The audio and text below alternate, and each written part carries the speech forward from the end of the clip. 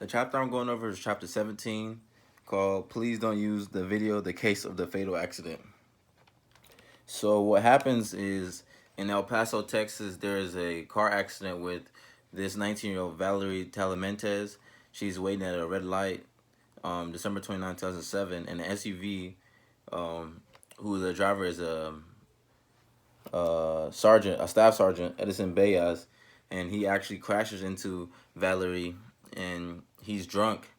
He ends up killing Valerie, and the case ends up going to trial, and Valerie's parents find out, or it gets leaked out when the case is going to trial, that there's going to be a video. And now the dilemma that occurs is that whether the reporter wants to use the video as evidence to put on the newscast or not. So basically, when the accident happens, Baez has a blood alcohol content of 0.27, which is 3 times the legal limit.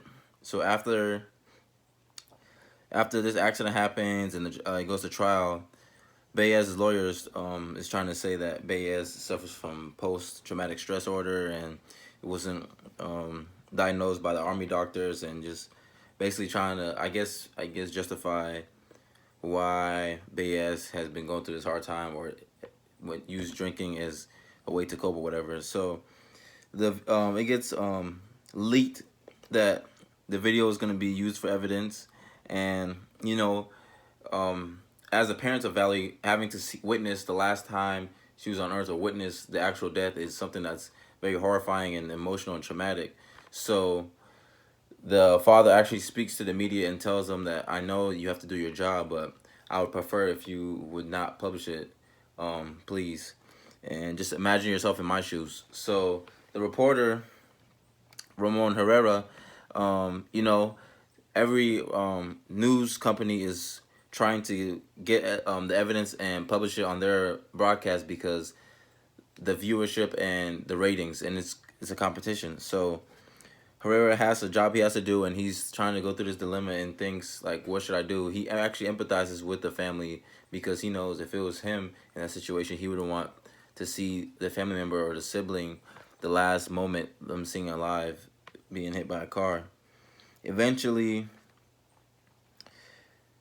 eventually it gets published, and the camera footage is recorded by, it's a pool system, and one company or one newscast captures the video through the court, and is sent to all the other stations. So Herrera ends up publishing it, and there's actually no backlash from the family or anything, because the father said he understands, he has that's their job. So I mean, one thing I took away was that sometimes reporting information can cause harm, but I guess showing the evidence to prove, or show how how vital, how big the situation of what happened was, helps for the audience and the viewership. And the fact that the father understood that they had to do their job, so the story airing isn't um the story was aired for a reason. And also the news company also said, just to minimize harm,